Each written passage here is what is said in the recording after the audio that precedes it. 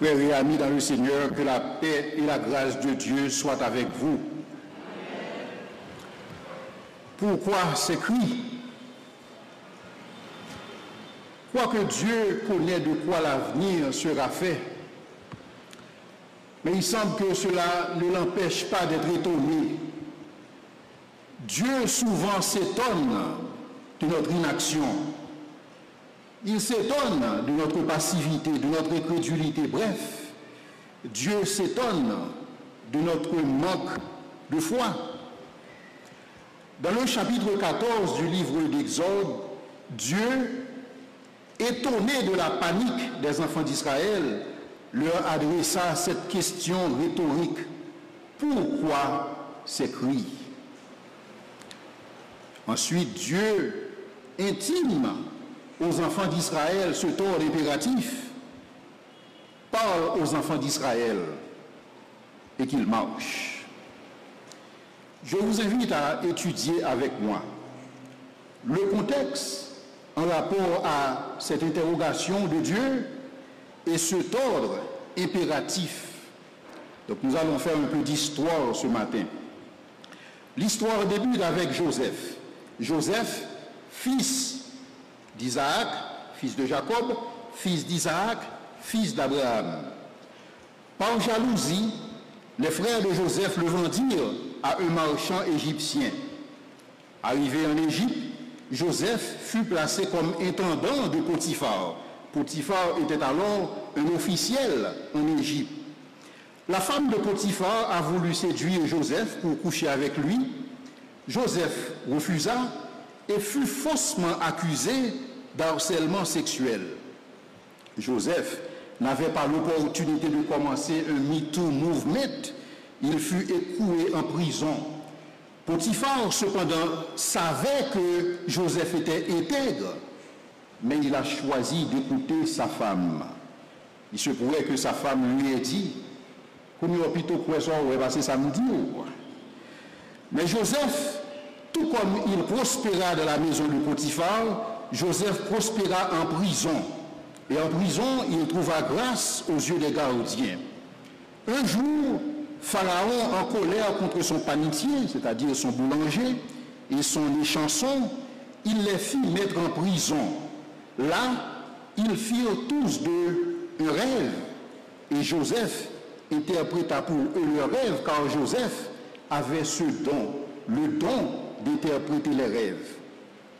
Tel que prédit par Joseph, selon leur rêve à chacun, le roi fit décapiter le panetier et il restaura l'échanson dans sa position initiale. Quoique Joseph supplia l'échanson de parler en sa faveur de la cour du roi, mais l'échanson l'oublia parce que Dieu avait son propre timing. Mais un jour, soit 2 ans plus tard, Pharaon fit un rêve. Et aucun des magiciens, aucun des sages, aucun des astrologues ne put donner l'explication. Et c'est alors que l'échanson se souvint de Joseph. Non seulement Joseph expliqua le songe à Pharaon, mais Joseph aussi donna à Pharaon des conseils pratiques en gestion, car le songe était de nature prophétique. Notons que dans le songe, Dieu annonce à Pharaon ce qui va se passer à l'avenir, c'est-à-dire une famine va sévir sur tout le pays d'Égypte et le monde d'alors. Mais cependant, il lui donna aussi, par Joseph, la possibilité de changer le cours de l'histoire. Si Pharaon n'était pas intervenu, si Joseph n'était pas placé dans cette circonstance particulière, le mal se serait abattu sur toute la région. Ici, il est nécessaire pour moi de m'attarder sur une doctrine très complexe au niveau des Saintes Écritures que nous appelons la préscience et la prédestination divine. Si Pharaon n'intervient pas, le mal que Dieu avait prévu ou le mal que Dieu avait connu d'avance dans sa préscience s'abattrait sur l'Égypte. Alors, ceci nous invite à reconnaître la préscience de Dieu et la liberté humaine. Dieu a vu quelque chose dans sa préscience et l'homme a la responsabilité d'agir en fonction de l'information dont il dispose. D'où la souveraineté de Dieu et la responsabilité humaine, ce que nous appelons le libre arbitre. L'un des textes clés qui met en lumière cette vérité se trouve en 1 Samuel 23, les versets 1 à 13, que je vais lire pour vous. Et à partir de là, je vous demande de m'écouter attentivement. 1 Samuel 23, versets 1 à 13.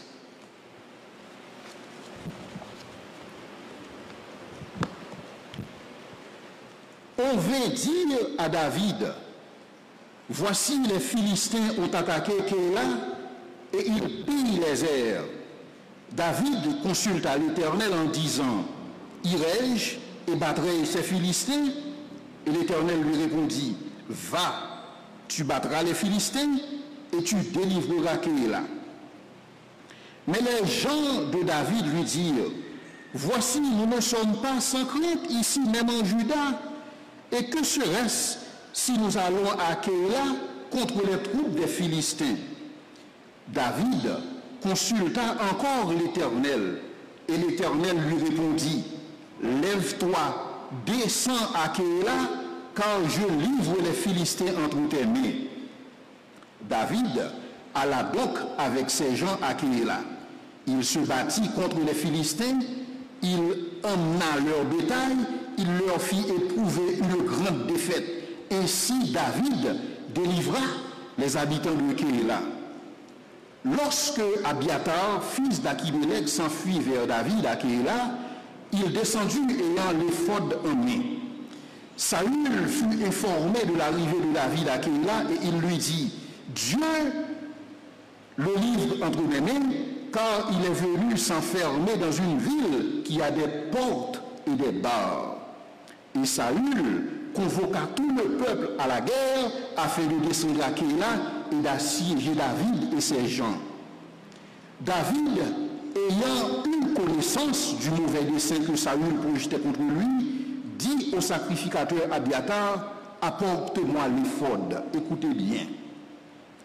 Et David dit à l'Éternel, Dieu d'Israël, ton serviteur apprend que Saül veut venir à Kéla pour détruire la ville à cause de moi. Les habitants de Kéla nous livreront-ils entre ses mains? Saül descendra-t-il contre ton serviteur comme il l'a appris? L'Éternel, le Dieu d'Israël, daigne le révéler à ton serviteur. Et l'Éternel répondit à David, il descendra. David dit encore, les habitants de Kéla me livreront-ils, moi et mes gens, entre les mains de Saül? Et l'Éternel répondit, ils te livreront. Alors David se leva avec ses gens au nombre d'environ 600. Ils sortirent de Kéla et ils s'en allèrent où ils purent. Saül, informé que David s'était sauvé à Kéla, suspendit sa marche. David, voulant connaître l'avenir, il décide de sonder l'Éternel. Il décide de parler à Dieu. Il fait appel à l'omniscience de Dieu.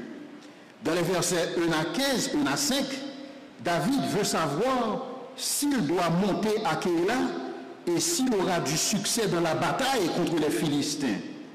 Dieu confirme. Dieu lui dit, oui, tu monteras à Kéla. 2, tu auras gain de cause.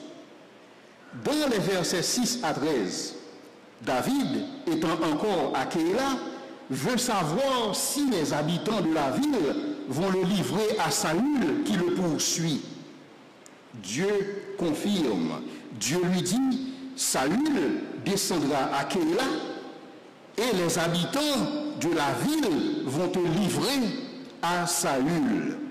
Chers amis, écoutez bien. Dieu, dans ce passage, il a vu des événements qui ne se sont pas produits. Dieu a vu ces événements dans sa préscience, mais ces événements ne sont pas arrivés. Pourquoi? Parce que David a fait le nécessaire. Dieu, dans sa préscience, avait vu le malheur. Dieu, dans sa préscience, il connaît tout, il l'a vu. Dieu a vu que Saül va descendre à Kéla. Dieu a vu dans sa préscience que les habitants de Kéla vont livrer David à Saül. Est-ce que ces événements ont eu lieu? Non. Pourquoi? Parce que David a fait le nécessaire. Ceci nous amène à postuler que la préscience de Dieu n'implique pas nécessairement la prédestination divine. La préscience de Dieu n'implique pas nécessairement la prédestination divine. Si ces deux événements étaient prédestinés par Dieu, ils se seraient produits inexorablement. Écoutez bien, si ces deux événements étaient prédits par Dieu, si ces deux événements étaient prédestinés par Dieu, ces événements se seraient produits, car tout ce que Dieu prédit s'accomplit. Et c'est pourquoi la Bible nous dit, car il dit, et la chose arrive, il ordonne, et elle existe. Donc ces deux événements ne se sont pas produits parce que Dieu ne l'avait pas ordonné ainsi. Ce qui nous permet de conclure, un événement qui ne se produit pas peut néanmoins être connu par Dieu dans sa préscience, mais il n'était prédestiné puisqu'il n'a pas eu lieu. Je reprends. Un événement qui ne se produit pas peut néanmoins être connu par Dieu dans sa préscience, mais il n'était prédestiné puisqu'il n'a pas eu lieu. Maintenant, cela soulève une autre question. Comment Dieu peut-il connaître un événement qui n'aura pas lieu? C'est une question d'importance. Comment Dieu peut-il connaître un événement, un fait qui n'aura pas lieu? Pour répondre à cette question, il nous faut comprendre la nature la nature de la relation entre la connaissance de Dieu et le décret de Dieu. La connaissance de Dieu, chers amis, peut être subdivisée. Quand on parle de la connaissance de Dieu, nous parlons de l'omniscience de Dieu. L'omniscience de Dieu peut être subdivisée en trois catégories selon les théologiens, à savoir la connaissance nécessaire ou naturelle de Dieu, la connaissance libre ou conséquente de Dieu et la connaissance conditionnelle de Dieu. Dans sa connaissance naturelle, Dieu sait tout simultanément et d'éternité en éternité.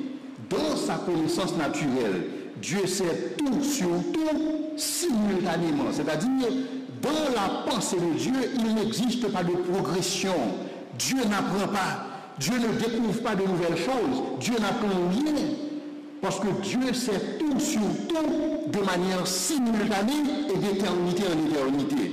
Donc personne ne peut apprendre quoi que ce soit à ce Dieu-là. Et c'est pourquoi Isaïe 46, le verset 10 nous dit que Dieu annonce la fin avant le commencement. Puisqu'il sait tout. En vertu de cette connaissance naturelle de Dieu, Dieu a prononcé des décrets. Il a prononcé, si vous voulez, un décret. Et ce décret concerne la création, la rédemption et le renouvellement de toutes choses. C'est ce que nous appelons dans notre jargon le plan de Dieu ou le conseil de sa volonté. Notez bien que la chute ne faisait pas partie du plan de Dieu. C'est-à-dire la chute ne faisait pas partie du décret. Le décret concerne la création, la rédemption et le renouvellement de toutes choses. Mais nous savons que l'humanité, l'histoire de l'humanité oscille en 4 phases. Création, chute, rédemption et renouvellement de toutes choses. Mais la chute ne faisait pas partie du plan de Dieu pour l'homme. Cependant, Dieu était au courant de la chute. Si Dieu n'était pas au courant de la chute, la rédemption ne ferait pas partie du décret. Est-ce que vous êtes avec moi? Dieu a prononcé dans sa connaissance naturelle, dans sa connaissance qui est, si vous voulez, une connaissance surtout simultanée d'éternité en éternité, en vertu de cette connaissance, Dieu a prononcé un décret. Et c'est à partir de ce décret que l'humanité a commencé à exister, parce que ce décret implique la création, la rédemption et le renouvellement de toutes choses. Deuxièmement, la connaissance libre ou conséquente de Dieu se réfère à la totalité de tout ce qui peut se produire, soit parce que Dieu en est la cause directe, et ici nous parlons de volonté absolue de Dieu, soit que Dieu en est la cause indirecte, et là nous parlons de sa volonté permissive. Mais il existe une troisième connaissance de Dieu, c'est la connaissance conditionnelle.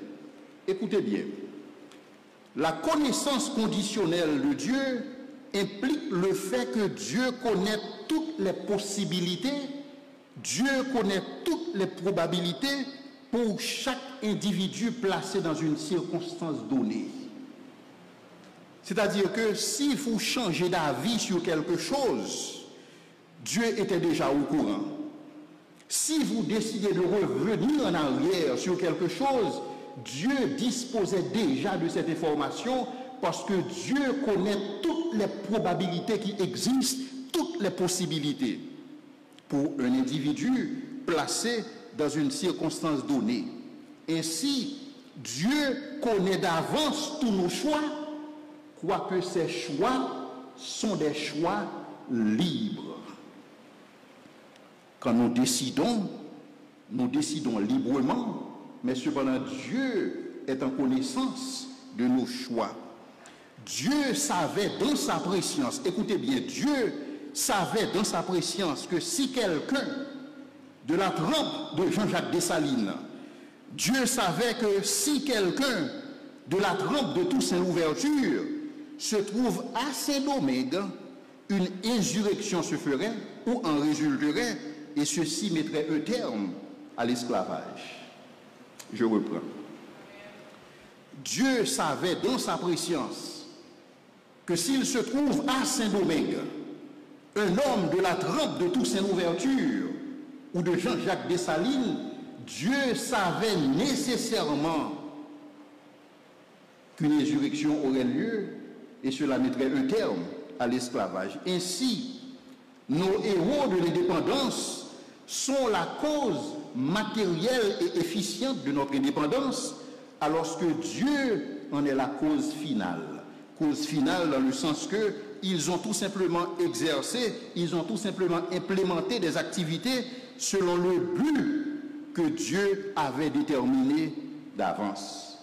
Voici comment se fait l'entrejeu entre la souveraineté de Dieu et la responsabilité humaine.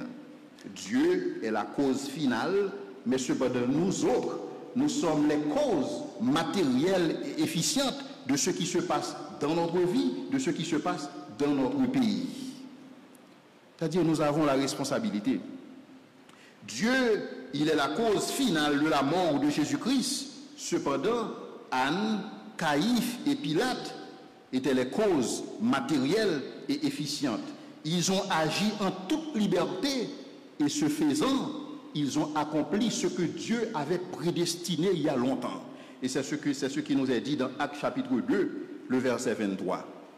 Donc Dieu, dans sa souveraineté, a décrété certaines choses. Dieu a décrété la fin, cependant Dieu nous laisse les moyens pour y parvenir. C'est-à-dire les moyens sont à nous, mais la finalité a été décrétée déjà par Dieu. Et donc voici comment Dieu intervient dans les affaires des hommes. Et cependant, je dois vous dire que ceci n'est pas sans conséquence pour nous. Sinon, si on se réfère à l'histoire d'Israël, Dieu avait promis à Israël la terre promise. C'était la promesse faite à Abraham, à Isaac et à Jacob. C'était la promesse de Dieu aux patriarches. Israël, en laissant l'Égypte, devait normalement passer 3 jours dans le désert. Mais cependant, Israël a passé combien de jours? Israël a passé plus de 30 ans dans le désert. Pourquoi? Parce que tout simplement, ils ont fait de mauvais choix. Mais cela s'est produit de toutes les manières parce que c'était dans le plan de Dieu. Pourquoi est-ce que je vous dis tout cela? Chers amis, quand nous avons l'homme qu'il faut, à la place qu'il faut, la finalité prévue par Dieu arrive beaucoup plus rapidement et de manière beaucoup plus durable. Quand nous avons l'homme qu'il faut, à la place qu'il faut, la finalité prévue par Dieu dans sa préscience arrive plus rapidement et de manière durable. Dieu savait dans sa préscience que si un homme de la trempe de Joseph se retrouve en face de Pharaon, l'Égypte et le reste du monde se porteraient mieux. Je ne sais pas si vous êtes avec moi. Dieu, dans sa préscience, il savait que si un homme avec le caractère de Joseph se retrouve dans la présence de Pharaon, les choses iraient mieux. Et c'est pourquoi Dieu a orchestré la vie de Joseph en sorte que Joseph puisse se retrouver dans la cour de Pharaon. Parce que le sort de l'Égypte, parce que le sort de l'humanité en dépendait. Donc, Joseph avait une grande part de responsabilité parce qu'il est l'homme que Dieu avait placé dans une circonstance donnée afin qu'il puisse agir en conséquence. Mais écoutez bien, si Joseph et si Pharaon n'avaient pas pris les décisions qui s'imposent, le malheur se serait abattu sur l'Égypte. Parce que c'est ce que Dieu avait vu. Dieu avait vu la famine. Dieu avait vu venir cette famine. Dieu a suscité un homme. Dieu a suscité ce Joseph et qu'il a préparé. Il a préparé dans la maison de son père. Il l'a préparé dans la maison de Potiphar. Il l'a préparé dans la prison pour qu'il puisse se retrouver en face de Pharaon. Afin que les choses puissent aller mieux. Le mal, chers amis, qui nous ronge aujourd'hui dans ce pays, c'est un mal qui ne prend pas Dieu par surprise. Mais cependant, ce qui surprend Dieu, c'est notre capacité à tolérer l'intolérable. Ce qui surprend Dieu, c'est notre capacité à y accepter l'inacceptable. Voilà ce qui surprend Dieu. Parce que Dieu a placé des hommes dans des situations données afin que les choses puissent aller mieux. Donc nous avons cette responsabilité de la part de Dieu. Et c'est ce que nous lisons en Genèse 41, versets 25 à 38. Il est dit que Dieu a fait connaître à Pharaon ce qu'il va faire, à savoir quoi? Qu'il y aurait une famine dans le pays d'Égypte. Dieu fit connaître à Pharaon ce qu'il va faire. Dieu va permettre, c'est-à-dire à partir de sa volonté permissive, il va s'assurer qu'il y ait une famine dans le monde entier et que l'Égypte serait le sauveur du monde d'alors. Dieu l'avait prédestiné, il l'avait prévu dans sa préscience. Dieu fait connaître à Pharaon ce qu'il va faire. Verset 32, Genèse 41, verset 32, Dieu se hâtera de l'exécuter. Exécuter quoi? Cette famine. Verset 33. Maintenant, c'est Joseph qui parle, maintenant que Pharaon choisisse un homme intelligent et sage et qu'il le mette à la tête du pays d'Égypte. Quand vous lisez les versets 34 à 37, vous allez voir que Joseph a donné à Pharaon des conseils de nature managériale. Et dans le verset 38, après avoir écouté Joseph, Pharaon a dit, trouverions-nous un homme comme celui-ci, ayant en lui l'Esprit de Dieu? Le conseil ou les conseils de Joseph à Pharaon, c'était des conseils de nature managériale et non religieuse. Joseph n'a pas dit à Pharaon comment mieux prier. Joseph n'a pas dit à Pharaon comment mieux organiser les cultes en Égypte. Joseph a fourni à Pharaon un conseil de nature managériale parce que le problème, c'était le problème que la gouvernance pouvait adresser. Je ne sais pas si vous êtes avec moi. Cependant, Pharaon a reconnu, quoique ce conseil soit de nature managériale et non religieuse, mais ce conseil vient de l'homme qui a l'Esprit de Dieu. Parce que c'est uniquement l'Esprit de Dieu qui peut articuler de telles choses. Et c'est pourquoi Pharaon s'est exclamé, trouverions-nous un homme comme celui-ci, ayant en lui l'Esprit de Dieu? Le problème pour nous aujourd'hui, c'est que l'Esprit de Dieu, nous l'avons confiné. L'Esprit de Dieu, nous l'avons confiné uniquement dans les activités religieuses ou ecclésiastiques. L'Esprit de Dieu est confiné dans les églises, et c'est pourquoi nous ne voyons pas la puissance de Dieu à l'œuvre. C'est pourquoi nous ne voyons pas la puissance de Dieu dans le secteur privé. C'est pourquoi nous ne voyons pas la puissance de Dieu dans le gouvernement. C'est pourquoi nous ne voyons pas la puissance de Dieu dans la société civile. C'est pourquoi nous ne voyons pas la puissance de Dieu dans le développement. Parce que c'est une puissance, c'est un esprit qui est confiné dans les activités religieuses, dans les services à l'église, dans les études bibliques, dans la dévotion, dans la prière. Donc je dois vous poser la question à savoir, c'est quoi la dernière fois est-ce que vous avez demandé à Dieu son aide au cours des activités de la semaine, de votre entreprise, dans le gouvernement, dans les activités de la société civile que vous dirigez? C'était quoi la dernière fois que vous avez sollicité l'aide de Dieu? Ou est-ce que l'aide de Dieu, vous le sollicitez pour diriger le service à l'église, pour préparer un message, pour diriger une étude biblique?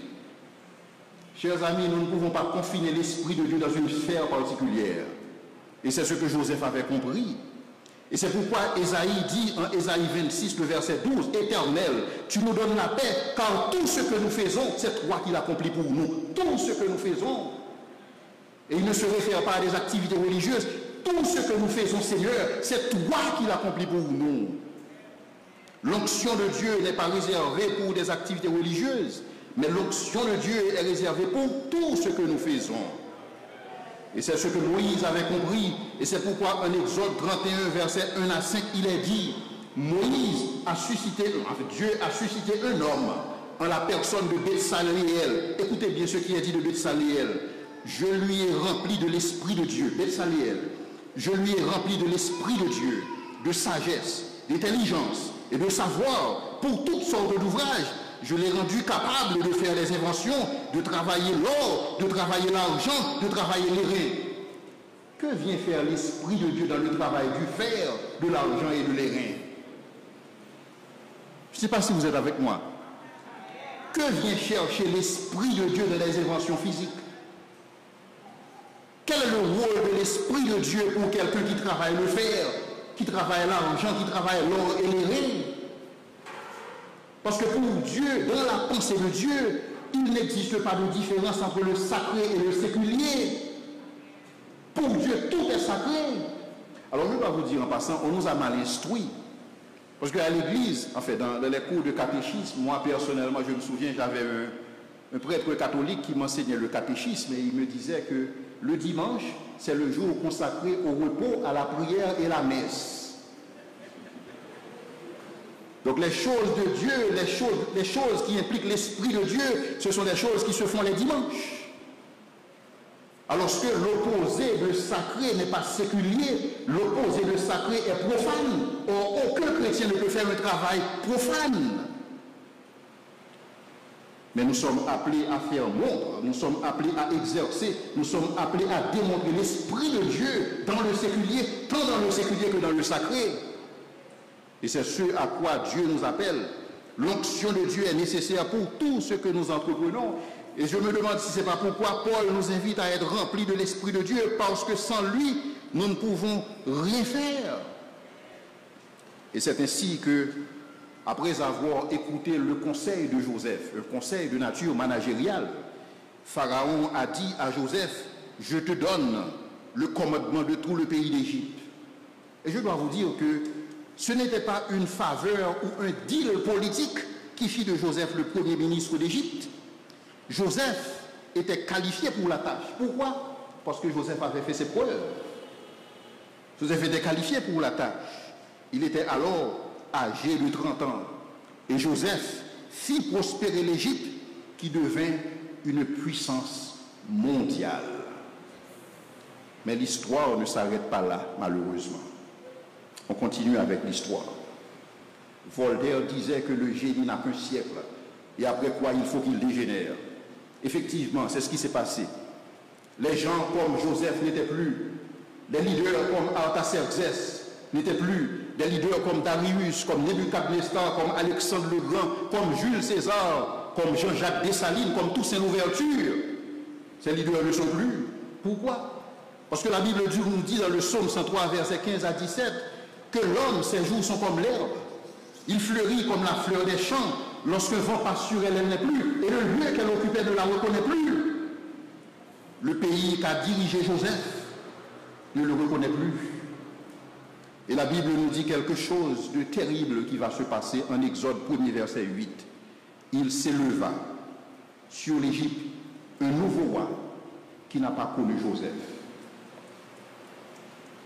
Il s'éleva sur l'Égypte un nouveau roi qui n'a pas connu Joseph.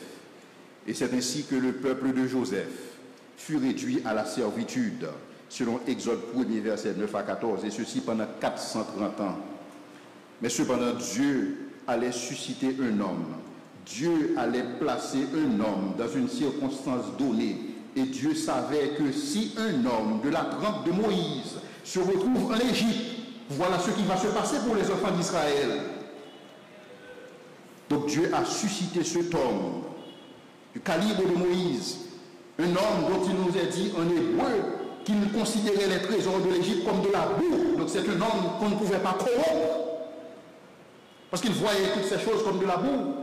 Et la Bible nous dit en hébreu, c'est pourquoi Moïse, devenu grand, refusa d'être appelé fils de la fille de Pharaon. Il préféra être maltraité avec le peuple de Dieu plutôt que d'avoir pour un temps la jouissance du péché. Dieu savait qu'un homme de cette trempe, de ce calibre, placé en Égypte, pourrait faire des merveilles. Et je me demande si Dieu n'a pas placé de tels hommes dans cette société.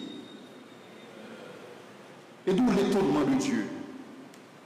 D'où l'étonnement de Dieu. Donc ainsi, Dieu, par le biais de Moïse, allait entrer en jugement avec les Égyptiens qui ont oppressé son peuple pendant plus de 430 ans. Cependant, il y a un point qu'il est extrêmement important pour moi de faire passer ce matin. Et si certains d'entre vous ne sont pas édifiés, peut-être qu'il sera important pour moi d'avoir une conférence apologétique autour de ce sujet-là. Le jugement que Dieu allait exercer en Égypte, ce ne serait pas un jugement uniquement pour les Égyptiens, mais c'était un jugement dont l'objectif principal, c'était l'humiliation du panthéon des dieux égyptiens. C'est tout ce que Dieu voulait faire. Dieu voulait proclamer sa gloire. Et pour le faire, Dieu devait mettre à genoux le panthéon des dieux égyptiens. Je dois vous dire en passant que quand nous lisons la Bible parle des faux dieux. Faux dieux ne veut pas dire que ces dieux ne sont pas réels. Faux dieu veut dire tout simplement que ces dieux ne sont pas à la manière de Yahweh, qui est le seul vrai Dieu. Mais faux dieu ne veut pas nécessairement dire non réel. Ces dieux existent. Ces divinités existent. Au cours de la semaine, j'ai eu un entretien avec un Européen et qui me disait, Leslie, que penses-tu du vaudou? Que penses-tu des lois? Il m'a dit, penses-tu qu'effectivement ces choses existent? Penses-tu que c'est réel? Ce ne sont pas des mythes? Je lui ai dit, bon, je ne sais pas ce que tu entends par mythe, mais la seule chose que je sais, c'est que pour quelqu'un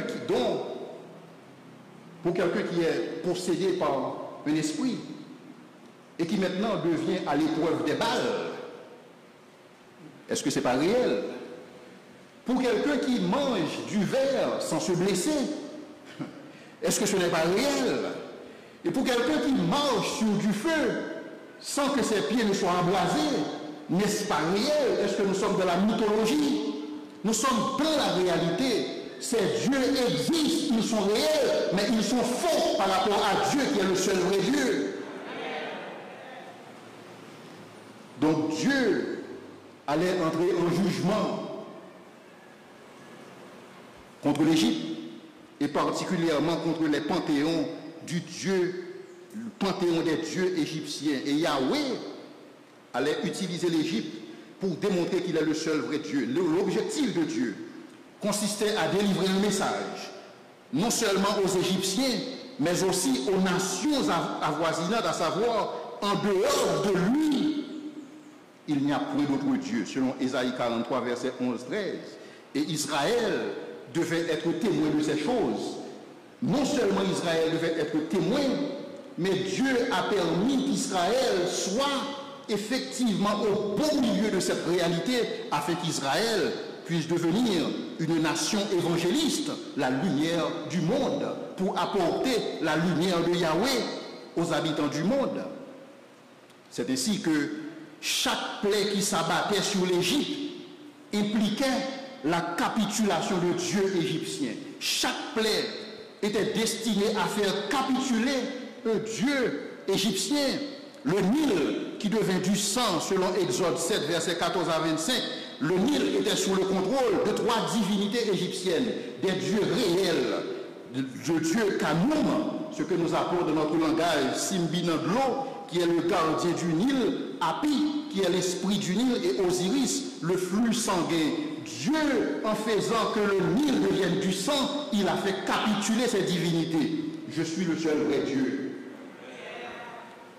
Et c'est la même chose pour les grenouilles que nous avons vues en Exode 8, versets 1 à 15. Dieu a fait capituler le Dieu Heth, Dieu de la résurrection. Les plaies sur les troupeaux, Dieu a fait capituler Hathor, cette déesse Apis, déesse de la fertilité que nous appelons chez nous Erzuli.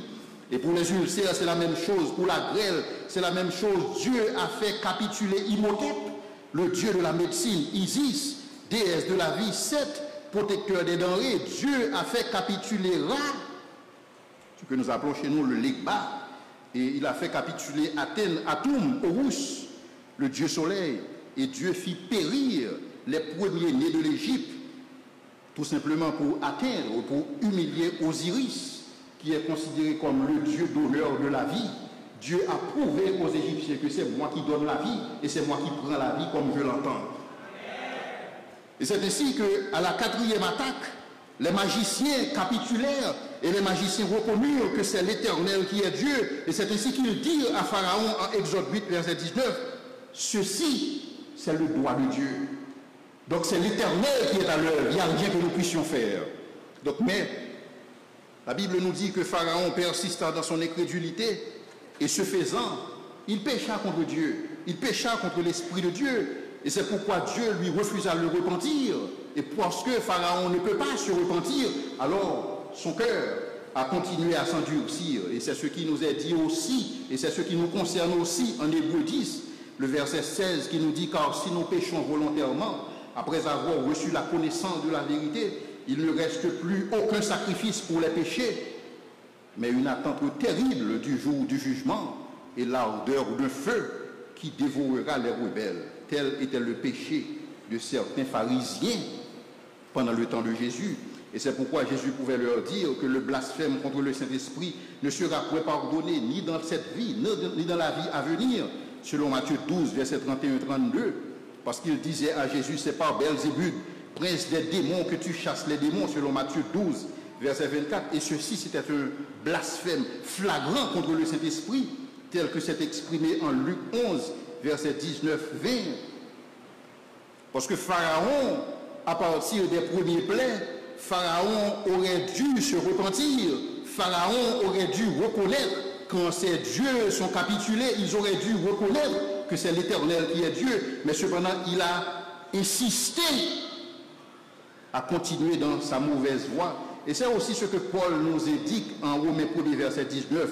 Puisque, ayant connu Dieu, ils ne l'ont point glorifié comme Dieu, ils se sont égarés dans leurs pensées et leur cœur sans intelligence a été plongé dans les ténèbres. Et c'est pourquoi Job nous dit en Job 5, le verset 14, il trébuche comme en plein jour, il rencontre les ténèbres au milieu du jour, il tâtonne en plein midi comme dans la nuit. Je dois vous dire, telle est la situation de beaucoup de nos dirigeants dans ce pays. Les dirigeants idolâtres, aveuglés par les dieux du panthéon haïtien. Récemment, enfin, c'est pas récemment, il y a quelque temps, j'écoutais un journaliste vedette qui s'entretenait avec des des directeurs généraux, des ministres, et qui lui disaient qu'en principe, quand ils prennent leur poste, ils doivent changer tout l'ameublement, parce qu'on ne sait jamais. Et même si la voiture est neuve, il faut la changer. Parce que tout simplement, ils doivent nécessairement éviter que le sort ait été jeté sur ces équipements. Tout ceci parce que tout simplement, ils sont imprégnés par cette vision animiste du monde et qui nous empêche de progresser. Et c'est pourquoi il n'y a aucun impact significatif de leur passage au pouvoir. Et comme disait Quentin Smith, ils sont venus de rien, par rien et pour rien. Et ils s'endurcissent et ils se solidifient au jour le jour.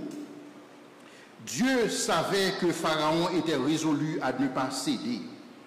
Et c'est pourquoi Dieu a endurci le cœur de Pharaon davantage. Mais il l'a fait pourquoi? Il l'a fait pour faire éclater sa gloire.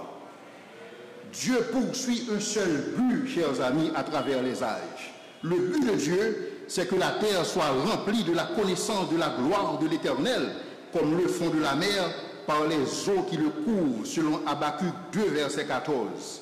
Et c'est pourquoi David pouvait dire à son fils Salomon, en 1 Chronique 28, le verset 9, « Salomon, mon fils, connais le Dieu de ton Père et sers-le de cœur dévoué. » Et c'est la même chose que Jésus nous dit en Jean 17, le verset 3, « Or la vie éternelle, c'est qu'ils te connaissent toi, le seul vrai Dieu, et celui que tu as envoyé, Jésus-Christ. » Et donc Dieu a fourni des preuves. Dieu a fourni des preuves afin que les enfants d'Israël sachent qu'il est le seul vrai Dieu. Et c'est ainsi que Dieu a mis à genoux les dieux du panthéon égyptien. Et Dieu l'a fait afin de faire éclater sa gloire. Mais écoutez bien, dans la mesure où Dieu a fourni des preuves de qui il est, dans la mesure où Dieu a fourni des preuves qu'il est le Dieu des dieux, qu'il est le Seigneur des seigneurs, dans ce contexte, la foi placée en Dieu ne devrait pas être une foi émotionnelle, mais une foi fondée sur les faits. Parce que Dieu a donné une démonstration de qui il est. Puisque Dieu a fait cette démonstration, alors Dieu, il s'étonne face à la panique des enfants d'Israël, et d'où la question, pourquoi ces cris? N'avez-vous pas vu que les dieux égyptiens ont capitulé devant moi? Pourquoi ces cris? Donc on comprend maintenant la nature de cette question. Ce n'est pas uniquement une question rhétorique, c'est une question qui visait à accuser Israël. Parce qu'Israël a vu des choses extraordinaires de la part de Dieu. Israël a vu Osiris capituler. Israël a vu Imhotep capituler tout le panthéon égyptien. Cependant, quand Israël maintenant se retrouve en face de la mer Rouge et que les Égyptiens sont à l'arrière, les enfants d'Israël dirent à Moïse, « Voici ce que nous vous disions quand nous étions en Égypte. Il est préférable pour nous de servir les dieux égyptiens. Il est préférable pour nous de servir les Égyptiens. » Le peuple n'avait pas compris. Le peuple n'avait pas compris cette démonstration d'esprit et de puissance que Dieu avait orchestrée en Égypte. Et Dieu s'étonne. Quoi qu'il sait tout, quoi qu'il est omniscient, quoi qu'il a cette préscience dont j'ai parlé, mais il est étonné. C'est comme si ces enfants d'Israël n'avaient rien vu. C'est comme s'ils n'avaient rien compris. Et c'est alors que Dieu demande à Moïse de faire ce que tu as à faire. Je ne comprends pas pourquoi ces cris. Et c'est pourquoi, chers amis, la confiance que nous plaçons en Dieu n'est pas une foi aveugle. La confiance que nous avons en Dieu, la foi que nous avons, c'est un acte de confiance. La foi, c'est la définition biblique que je retiens pour la foi. La foi, c'est un acte de confiance basé sur la connaissance en fonction des évidences. La foi, ce n'est pas un saut dans l'obscurité, ce n'est pas un saut dans le noir, c'est un acte de confiance basé sur la connaissance que nous avons de ce Dieu qui n'abandonne jamais ses enfants. C'est un acte de confiance en fonction des évidences, Parce que Dieu nous a fourni des preuves par le passé. Alors pourquoi ces cris? Pourquoi ces cris de détresse? Pourquoi ce découragement nous enveloppe-t-il ainsi? Et donc nous devons nous poser la question à savoir, connaissons-nous ce Dieu? Ou sommes-nous à l'instar des enfants d'Israël qui n'ont rien appris? Ils n'ont pas compris que cette bataille qui s'est déroulée en Égypte, c'était une bataille cosmique, tout simplement qui voulait faire éclater la gloire de Dieu, faire en sorte que les nations alentours sachent que ces dieux ne sont en rien semblables à Yahweh. Alors je dois vous dire en passant, quand la Bible fait référence à Yahweh dans l'Ancien Testament, la Bible parle principalement du Logos non incarné. Il s'agit de Jésus-Christ personnellement. Donc quand vous connaissez Dieu sur la base des évidences, les cris de désespoir n'ont plus leur place dans votre vie. Mais quand vous connaissez Dieu de manière superficielle, quand vous connaissez Dieu comme dans le contexte d'une superstition, parce que c'est ça la foi sans la connaissance. La foi sans la connaissance, c'est de la superstition, tout bonnement. Mais quand nous connaissons ce Dieu de manière pratique, quand nous avons vécu avec ce Dieu, quand nous avons pratiqué ce Dieu, les cris de désespoir n'ont pas leur place. Parce que, chers amis, Dieu donne toujours des évidences. Dieu donne des évidences à ceux qui le cherchent. Cependant, Dieu n'est pas tenu de donner des évidences à ceux qui ne le cherchent pas. Et en fait, pour ceux qui ne sont pas intéressés à Dieu, Dieu ne donne aucune évidence, sinon ce qui est disponible au niveau de la révélation générale. Jésus, il a fourni des preuves. Il a fourni des preuves magistrales pour ceux qu'il était. Et quand Jésus a déclaré avoir la capacité de pardonner les péchés, il a fourni des preuves. Quand Jésus a dit, tes péchés te sont pardonnés, et les gens ont murmuré dans leur cœur à savoir, qui pense-t-il? Il pense qu'il est quoi? Il pense pouvoir pardonner les péchés. Jésus a dit, afin que vous sachiez que le Fils de l'homme a la capacité de pardonner les péchés, je te l'ordonne, lève-toi, prends ton lit et marche. Afin que vous sachiez. Dieu a fait tout cela afin que nous sachions, afin que nous le connaissions. Et donc pourquoi ces cris? Et Jésus a fourni des preuves à Thomas qui en demandait. Jésus a dit à Thomas, approche ton doigt et touche-moi. Regarde. Et Jésus, la Bible nous dit que Jésus a fourni des preuves pour sa divinité.